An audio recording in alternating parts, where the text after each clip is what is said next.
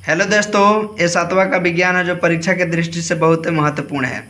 आप लोग देख रहे हैं कि ये न्यू एनसीईआरटी बुक है जो कि अभी बिहार सरकार ने इस एनसीईआरटी बुक को सभी सरकारी विद्यालयों में लागू किया है और यह परीक्षा के दृष्टि से काफ़ी इम्पोर्टेंट बुक साबित होने वाला है जो आप लोग देख रहे हैं।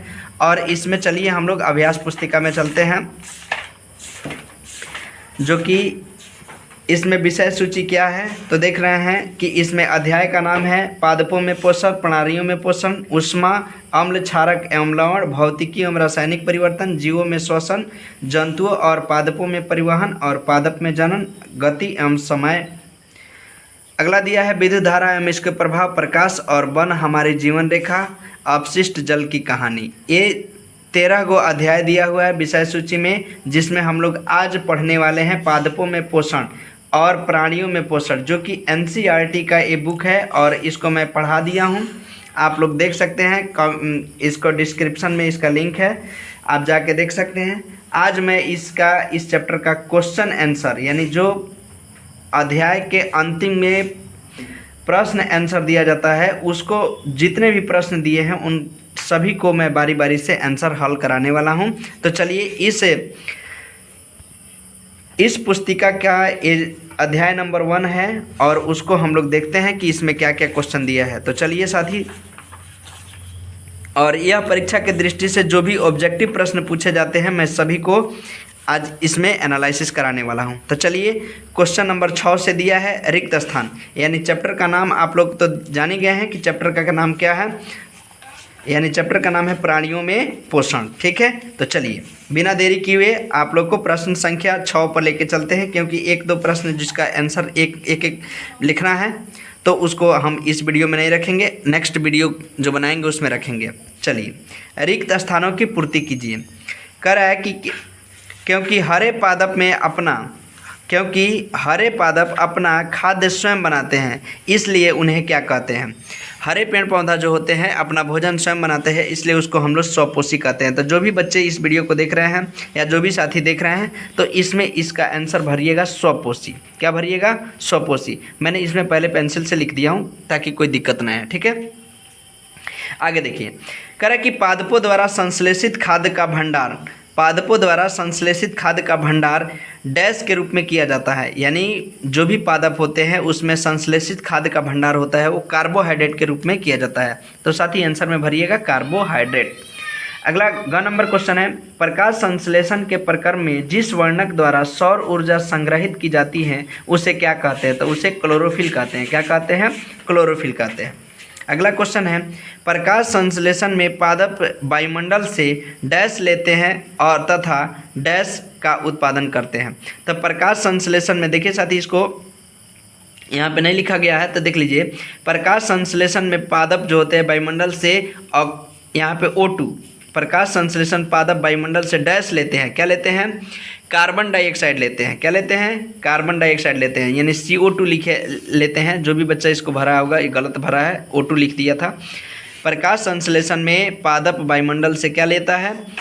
CO2 कार्बन डाइऑक्साइड लेते हैं तथा डैश का उत्पादन करते हैं। एक किसका उत्पादन करते हैं? ऑक्सीजन का उत्पादन करते हैं, यानी O2 का उत्पादन करते हैं। तो आप लोग काट के लिख सकते हैं O2। अब देखिए क्वेश्चन नंबर 7 दिया है, निम्न कथनों के संबंध में परिभाषिक शब्द बताइए। पीत दुर्लभ तने वाला परजीवी पादप क्या कहलाता है? तो अमरबेल कहलाता है। क्या कहलाता है? अमरबेल। करे कि एक पादप जिसमें स्वपोषण एवं विषम पोषण दोनों ही प्रणाली पाई जाती है उसे क्या कहते हैं? घटपर्णी। क्या कहते हैं? घटपर्णी, जिसको हम लोग पिचर प्लांट बोलते हैं, याद रखिएगा। जो कि मैंने इसमें पूरा पढ़ा दिया था कीटभक्षी पादप के बारे में। ठीक है, तो वही यहाँ चीज़ है घटपर्णी। वे रंध्र जिनके द्वारा पत्तियों में गैसों का आदान प्रदान विनिमय होता है, एक्सचेंज होता है, उसको क्या कहते हैं? पर्णरंध्र बोलते हैं या एस्टोमेटा बोलते हैं। ठीक है, अगला क्वेश्चन नंबर 8 है, जिसमें सही का चिन्ह लगाना है। जो प्रश्न सही है उस पर सही का लगाना है।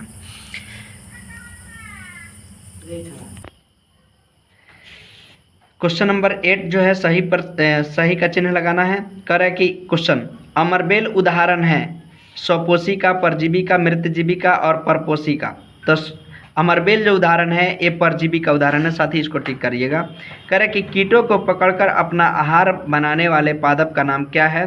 तो कीटों को आप लोग को बताए थे कि कीटों को जो पौधा पकड़कर अपना भोजन यानी आहार बनाता है उसको क्या कहते हैं, घटपर्णी, जिसको पीचर पादप कहते हैं। इसकी पत्तियां जो होती है घड़े के आकार की होती है और उसी में एक बहुत अच्छा सा गंध निकलता है, जिसके कारण कीड़े जो होते हैं अट्रैक्टिव होकर के उसके अंदर चले जाते हैं और अंदर जाने के बाद पत्तियां जो होती है उसमें जालनुमा होता है रचना, जिसमें कीड़े फंस जाते हैं और उसको एक घटपर्णी नाम का पादप जो होता है उसको क्या कर लेता है, अपना शिकार कर लेता है। साथ ही आप बताइएगा कि घटपर्णी नामक पौधा कहाँ उगता है, कमेंट बॉक्स में आपको जवाब देना है, और किस स्थान पे ये उगता है और किसकी कमी के कारण ये घटपर्णी नामक पौधा उग जाता है। क्वेश्चन नंबर 9 दिया है, कॉलम ए में दिए गए शब्दों को मिलान कॉलम बी के शब्दों से कीजिए। एक कॉलम ए में ए है और कॉलम बी में बी है। कह रहा है कि क्लोरोफिल किस में पाया जाता है साथी, जीवाणु, परपोषी, घटपर्णी, पत्ती, परजीवी। तो आंसर हो जाएगा इसका पत्ती, यानी क का 4 नंबर, क का 4 नंबर। नाइट्रोजन जो है, नाइट्रोजन किस में, तो नाइट्रोजन जीवाणु। अमरबेल परजीवी है, अमरबेल कैसा है, परजीवी है। जंतु कैसा है, तो परपोषित है।